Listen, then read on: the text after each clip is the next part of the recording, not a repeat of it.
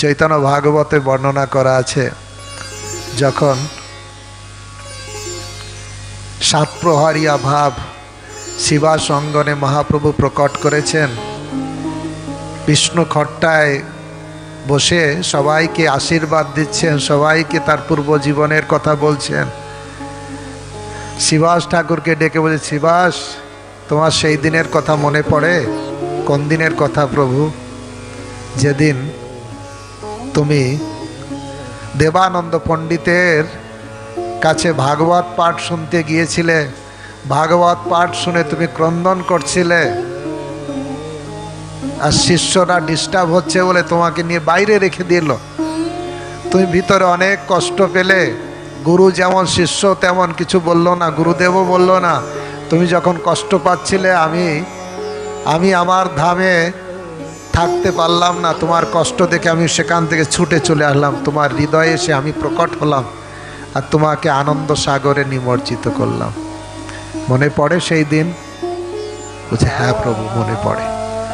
আর এই সব শুনছে, আর ভক্তরা ভগবানের করুণার কথা শুনে কান্নাতে একদম খুব কান্না করছে। সমস্ত ভক্তরা খুব কান্না করছে, ভগবান আপনি এত দয়ালু। তারপরে মহাপ্রভু আবার বললেন, গঙ্গাদাস পণ্ডিত তুমি কাছে আসো।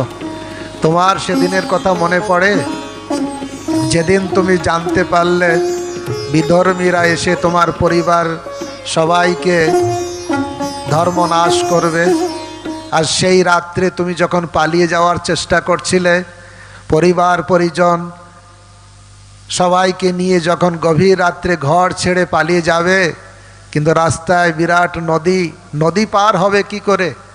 নদী পার হতে না পারলেই বিধর্মীরা এসে ধর্ম নাশ করে দেবে, বিরাট ক্ষতি হয়ে যাবে। তুমি তখন ঘাটে বসে সেই গভীর রাত্রে কান্না করছিলে, মনে আছে সেই দিনের কথা? তখন ঘাটে একটাও নৌকা ছিল না, কি করে পার হবে তার জন্য খুব যখন ক্রন্দন করছিলে, ছোট্ট একটা নৌকা নিয়ে একজন মাঝি তোমার কাছে এসেছিল, মনে পড়ে? হ্যাঁ হ্যাঁ প্রভু, মনে পড়ে। জানো সেই মাঝি কে ছিল? অন্য কেউ নয়, সে আমি ছিলাম। আমি তোমাকে বিপদ থেকে রক্ষা করার জন্য, আমি তোমাকে পার করার জন্য এসেছিলাম। ভক্তরা যতই বলছে, ভক্তরা ততই আরো করুণার কথা শুনে আরো কান্না করছে। হরিদাস, সেদিনের কথা মনে পড়ে? তোমাকে 22 বাজারে বেত্রাঘাত করছিল,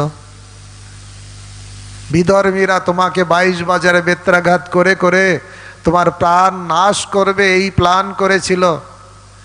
আমি থাকতে পারলাম না, আমি আমার সুদর্শন চক্র ছেড়ে দিলাম। যেসব বিধর্মীরা তোমার উপর অত্যাচার করছে, তাকে মারার জন্য আমার